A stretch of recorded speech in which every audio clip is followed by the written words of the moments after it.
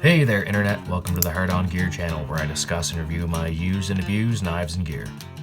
The Leatherman WAVE Plus is probably the undisputed, I don't think there's any competition, the #1 most sold multi-tool of all time. The Leatherman WAVE had that title before, but now they have the WAVE Plus, which has interchangeable wire cutters if you happen to break them, but we'll get into that. So this one has already been unboxed because this was actually a Christmas present to my father. So I had him on for a couple of videos. We did a Father's Day video last spring, and then a birthday knife video in the summer.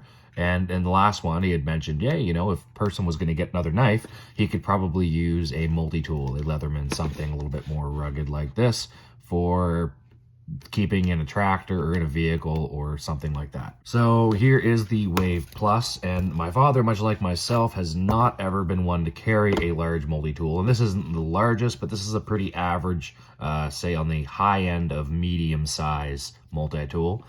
But something that he typically wouldn't carry, something that I typically wouldn't carry. I had picked up the Leatherman Squirt a little over a year ago, just to try and give myself a compromise, giving myself a multi-tool that I had on me in case I needed a set of pliers, which, funny enough, I just have barely ever had a chance to use these. So I haven't carried this as much. I've been carrying a Leatherman, or sorry, a Victorinox Pioneer X, so a Swiss Army knife lately. But this is something I looked at buying for a while because this is a little bit more of a manageable size compared to, say, a Surge, which is the big monster build-a-house type multi-tool that Leatherman puts out. But this is a good compromise. I've had my Leatherman Signal, which, stand by.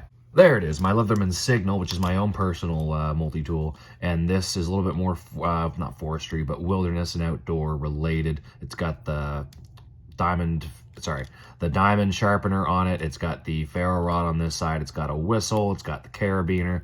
It's missing a few of the more like construction type or trades like tools that are on this. But as a non-trades like person, I'm not the most handy plumber, carpenter, electrician per se. So this is pretty much going to fill all my needs. But my father is an electrician by trade and can do all that stuff, and happens to, in his spare time, work on a lot of equipment and gear in the woods and all that. So this is going to have a few extra tools that mine does not. And mine does come with the nylon pouch as well. The difference that you're seeing probably right here now is that this one does have a clip on it, and you can get a clip for this. And actually, you know, I thought it came with a clip standard, but I think you pay an extra 10, 15 bucks American, 20, 25 Canadian, and you can get some different customization or customized pocket clips on Amazon for these. This and the Surge and Charge and all the other Leathermans pretty much. But this one is one that you could probably get away with wearing with a pocket clip. I've used this less so in jeans, but in a like my 511 tactical pants in the cargo pocket. I'll slip that on one of the inner pockets, and it's pretty handy to carry that way. It's got the pouch. I've used it more than I ever expected to, but still, I find it's extremely inconvenient and annoying. And I'm going to sit down, and it's kind of digging in my side and all that. So I know some people live with these on their hip. I'm not one of those people. My father's not one of those people.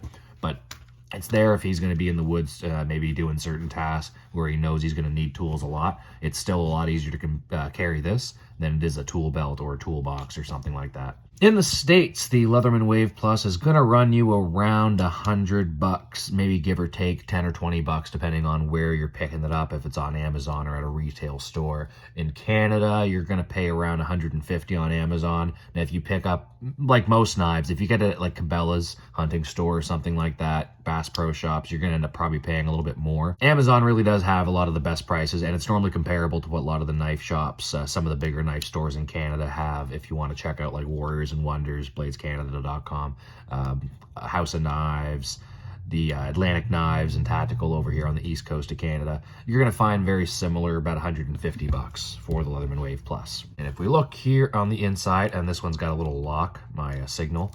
If we look on the inside here, we have, notice, replaceable wire cutters. So if I happen to snap one of those off, which is not unlikely because I'm not going to be doing a lot of electrical work, I'm going to be using these on probably things that you shouldn't. Probably, large gauge chunks of metal or wire or something. So if I were to break them, same as on the Leatherman WAVE Plus, If my father happens to crank on this the wrong way and snap one of those off, which less likely because he's a lot better with his stuff than I am. He, grew up having to work for everything he had, where I was a little more lucky and privileged, and I learned through my own stupidity a lot more. So he may not have the same issues, but if he does, he can replace that little thing and that little thing, or one or the other, by calling Leatherman, or rather emailing, or going through their warranty system or through their store, or however it works, I guess, with the Plus. And I think for around $15, you buy the replacement cutters for these. Now, if it's a manufacturer default and something happens that just shouldn't have, Leatherman's got their 25-year limited warranty. So if you're twisting and like the knife falls apart, or like there's a chip in one of the pieces of metal and it seems like it's compromised, the 25-year limited warranty. The Essie's warranty is pretty crazy because you can basically just say whatever and give a broken knife back and you'll get a better, a non-broken knife back. Leatherman's a little more of a typical warranty where they're going to work with you and talk with you and have to submit a report and explaining what you did and how you did it. And they're probably going to have a file opened up on it, and it's going to be a little more of a process. But if it's legit, I'm sure they're going to be pretty decent about replacing it. Although there are times where they reject warranty claims, like a lot of companies, not trying to knock them, right? They're just trying to be reasonable. I'm sure they don't want to go blow through a whole bunch of their overhead on people's stupidity when they could just encourage people to not be dumb. And if you break something through stupidity, then maybe you should replace it yourself. That's why I like Essie, though, because I will break things out of my own stupidity. And if I ever do break an Essie knife, which is incredibly unlikely, that Essie, well, I'm sure I'll pop a video up here, the Azula 2 review, for example. I've got to pick some more Essie knives up and get a good idea of how that 3, 4, and I really want that hungless to see how those hold up. But yeah, warranty. Still very handy, still not at all a negative as far as Leatherman goes, because that 25-year limited warranty is still better than most on the market. Cool, so I'm going to go through these tools a little bit, and if you haven't yet, would you mind hitting the like button on the video so that if anyone is looking for a Leatherman WAVE Plus video and you think this one's worth watching, it will pop to the top of their feed. One of the big things to talk about as we get into the tools is that the WAVE Plus, like a couple of the other multi-tools Leatherman makes, I'm not going to quote a bunch of them right now because I will get them wrong, and Googling and stopping editing takes a lot of time. So one of the things to talk about right off the bat is the difference between the Leatherman WAVE Plus and a lot of different multi-tools. So I know off the top of my head, just from watching Gideon Tactical's review of this when I was double checking that this is the one I wanted to get from my father. Gideon Tactical, I'll plug his channel all day because, if you've ever watched his stuff, he's pretty thorough, pretty honest, and just looking to give you the best information possible with the best tools.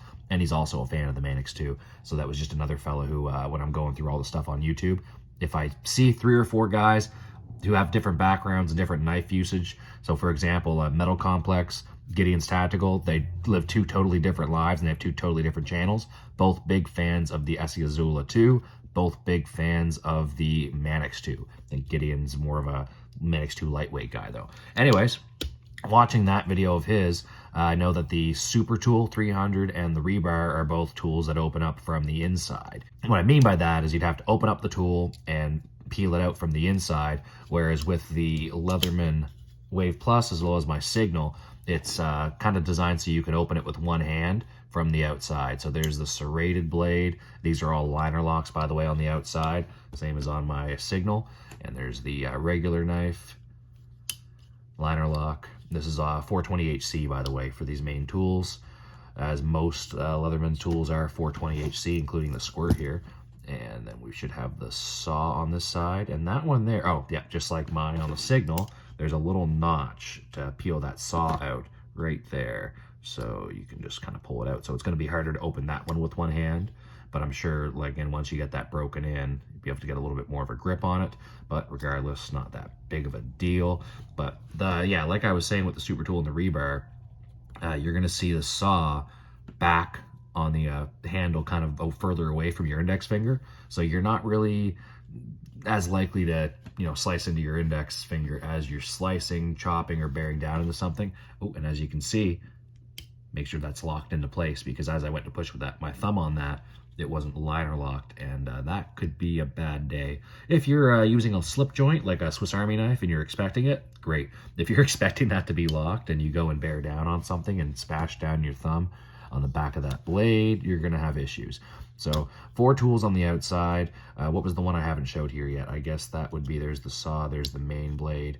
I did not show this, which is the file. So you've got fine, more of a nail file on this side, and more of a raspy wood or metal file on this side, if I'm not mistaken. I'm not the expert on files, and while you'll probably notice here, I'm not the expert when it comes to most things that are like regular tool stuff, because I'm more of a forestry guy, more of a wildfire guy, more of a martial arts nerd and a knife nerd, not so much a let's go out and build a shed on my day off kind of guy.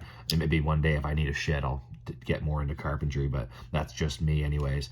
So on the inside here, we've got rulers on one side. So I see an inch. So there's your imperial for America. And for the rest of the world here, I think we might have some metric going on, if I'm not mistaken. Yeah, sure looks like centimeters to me. So on this side, we've got more. Yep, there's our metric and our imperial. It probably does say there somewhere. Oh, okay, I see what's going on. So that's pretty damn handy, actually. Huh. Yeah, I never actually noticed this before because I don't believe the signal here. It's kind of nice having the comparison. Yeah, no rulers on the signal because, again, this is not a construction tool. What you have is the Latin long, by the looks of things, for, I'm assuming, Portland, Oregon, where Leatherman is made. Or most, well, yeah, all Leathermans, I believe, are made. It's Portland, Oregon, yes? Yes, I'm almost completely positive on that. Same town as Gerber. Same city, rather, as Gerber's made. But correct me in the comments if I'm incorrect on that.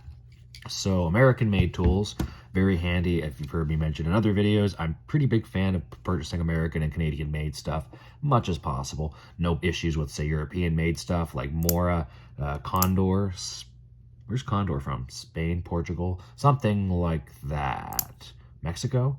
Okay, I'm sure I'll plug it up here with some words, and if, yeah, you're screaming at your screen, just feel free to plug it in the comments in case somebody doesn't notice what I write up there. But anyways, American-made, always great, good quality, and good supporting our local economies and making sure that we have the means to do all of the things we need to do in our own countries, which in the last couple of years of 2020, 2021, we know it's good to be able to do everything in North America whenever we can. And you're saying, Hog Guy, shut up about politics and where knives are made and tell me what else is in this multi-tool. All right, we'll do. So you've got your other tools. Like I said, the rulers on both sides, but your other tools are in the main joint at the base of the handle here. So you've got, what, 3 on this side. So this looks like we got our can opener, which they work quite well. I use the one on the Signal a lot out on wildfire trips, opening up cans of like salmon and ravioli, beefaroni, that kind of stuff, and super, super effective.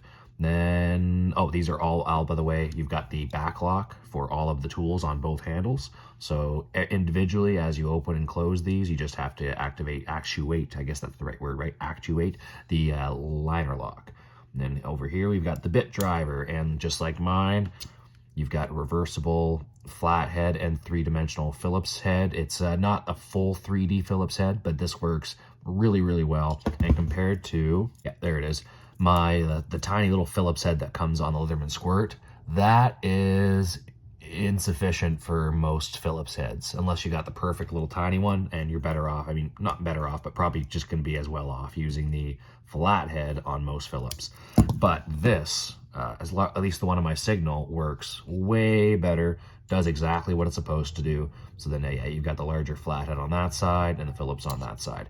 And you can buy the kit bits from Leatherman on Leatherman's website. I think Leatherman Canada as well, if you want. I'm not sure if they got a separate website or separate shipping. But regardless, you can get the Leatherman bit kits, which I believe there's some options to strap some of them right onto your case, so that you've got like all kinds of different options if you wanted to have this as like your one big toolkit, if you were doing some not maybe full level carpentry, but I know some different people. I think Zach from Blade HQ had mentioned he pretty much built a freaking house with his Leatherman Surge. So that's pretty cool. You can get away with doing a lot with these. Obviously, if you're a carpenter or a tradesperson like my father, you're going to probably be used to having a full set of tools. Say you were going back to build a deer blind or something along those lines, and you don't want to carry too much crap in with you, that would be probably a really good thing to have. So having the bit kit and all the extra options there, if you did happen to run in some different size screw heads, that would probably come in handy. So that's it for that side, I do believe. You can see on the inside, I think that's just the way they're fastened, or the handles and the handle scales are fastened on the inside. It's pretty transparent if you're wondering how things are working in there. So for our other side, we have la ciseaux. And those, the blades, the blades are open as you open that. As I went to peel that open, I have my thumb on the blades, if that's super sharp, which these are brand new, so it is about as sharp as it's probably going to get. And I didn't cut myself, but you could potentially slice yourself if you slide across that. So just a heads up as you open that flat part there opens down or closes down. I don't know how it opens. Yeah, anyways. And this is a pretty damn functional set of multi-tool scissors. I don't have the scissors on this one, but there is a set of scissors on the Squirt, which was one of the big bonuses of this. It's got pliers and scissors, which not a lot of multi-tools have, especially not this size.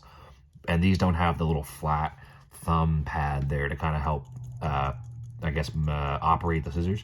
But still, this works fine, but not as good as this. That's a little extra control and comfort, and of course, the larger handle. If you wanted to use this properly, you'd probably have this, you know, yeah, probably like that. Depends. I guess you could probably almost have this, yeah, closed, and that would be maybe the easiest way to use them. So that's a fine working set of scissors, and I think this is pretty similar to a lot of Leatherman multi-tools. But yeah, like I mentioned before already at the beginning, I haven't had a ton of these before because I just don't carry them a lot. Between my lack of trade skills and just my tendencies, I'm normally the guy who is smashing and breaking things. Oh, and I didn't close those scissors properly. See, like I was saying, gonna be the guy typically who's smashing and breaking things more so than the guy who's fixing things. So if I needed to twist or pry, I was normally using my knives. Which is why my very good but very abused friend, the Recon 1 here, looks the way it does. And I had to do some tip work because that tip was basically a butter knife after 8 years of, well, it's Aus 8 too. So 8 years of beating the crap out of Aus 8 steel. You will eventually change the shape of your blade. But it's nice to have something that's made for twisting and prying, which this thing's got a few things that are going to do the trick. Not to say you should be really twisting and prying with your folding knives or multi-tools. However, the pliers, of course, are sort of what, if you're going to use anything, that's what you carry this for. But it's not a pry bar. It is not a full big set of pliers, and you can break these, and it's not something that you're going to be able to do easy, but it's something to be aware of. These do have their limitations, and at some point I'm going to get myself a Leatherman WAVE or super tool, and I will end up probably using it in certain areas. I know as I get situated here, as I change careers and eventually get my own place with a little bit more stability, I'm sure I'll end up building some sheds or crap or whatever, and maybe I'll try and get a multi-tool like this beforehand and use this for as much as possible. So the other tools on here, we've got the scissors. I'm gonna take those scissors out maybe again before I can. Yeah, and that's interesting. That's maybe not the best design compared to some other ones, because that is not super dangerous, but there's some possibility for things to happen. Oh, okay, maybe that might, nope, no, maybe not. Yeah, I don't know if I'm a super big fan of, and those scissors do lock as well, I'm not a super big fan of trying to get these other tools out of here. Okay, yeah, I'm worried about ripping my nail off, which you don't really want to do. But anyways, that's working okay. So there is, I think, yep, and that's part of the scissors. So you've got two tools over here, the can opener and the driver with the bits. And on this side, we've got the scissors, the large flathead / pry bar / I guess whatever you want it to be, scraper. There's a lot of options, and of course, prying with something like this, like I mentioned, be careful, but that is really, really sturdy, and I'm sure once that's fully locked out, it's actually, both of those are locked, so they all lock. Actually, that pry bar doesn't lock, funny enough, but I guess worst case, if the pry bar unlocks on you, you'll be all right. But that, yeah, I kind of wish it did lock, though. That doesn't really make sense. I wouldn't understand why it wouldn't. Maybe they just ran out of, maybe it's only able to lock two tools per lock, so therefore that goes over the limit. But speaking of the other tool, you've got, I'm not 100% sure what that lip is for other than just odd prying and leverage. But this is a very small screwdriver, which glasses, watches, I think I heard Gideon's Tactical mention in his video there. But really for myself, I don't think I'd ever use this. My dad might, where he's got glasses and watches, and maybe he would find something in his shop or on his tractor or something. I don't think there's a lot of small bits like that on a tractor. Obviously, I'm super mechanical with that stuff, right?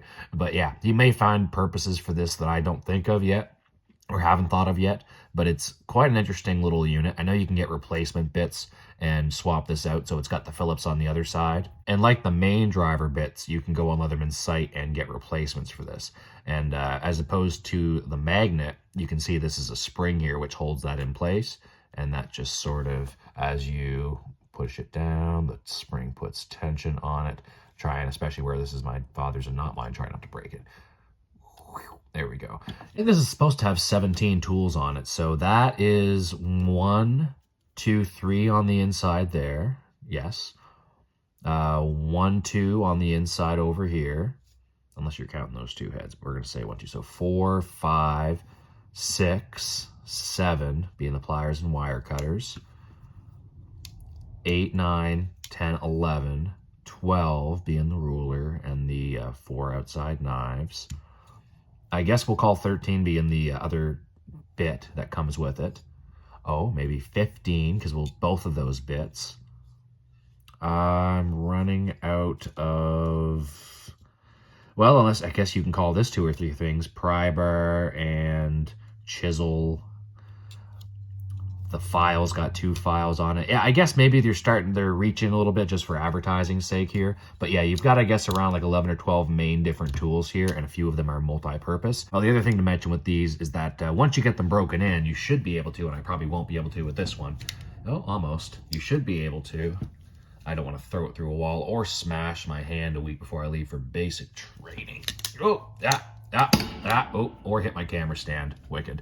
So that's going well. So like I'm trying to demonstrate, you can open these with one hand and close them with one hand eventually. Once these get broken in, they run very smooth. But like most pocket knives, when you first get something like a paramilitary 2, it's going to run okay, but you can feel like when you go to Spidey flick it, it's going to be really tight. Whereas after a while, once it gets broken in, they start to free flow around a little bit, just like the Benchmade Super Freak here, which I've probably had for about a month now. At first, it's a ooh-ah, and they open pretty stiff, but then look at the Benchmade Axis lock and just sliding around like crazy. Not on phosphor bronze. I think that's on phosphor bronze. Yeah, it's on phosphor bronze. I'm almost positive. So that's going to be something similar to how the Leatherman's going to operate after a while. My signal here has been outside a lot in the grit and dirt and ash of forest fire type environment, so it's going to have less smooth operating compared to some Leathermans, but you can still see this one here is probably 6, 8, something around 6 or 8 months old, and it's got, oh, sorry, Leatherman Squirt, obviously very easy and gentle on my gear, in case you didn't notice, but this is actually, I haven't done this for a while because I smash my knuckles trying to do it all the time. But if you break these in, yeah, that's actually way better than last time I thought.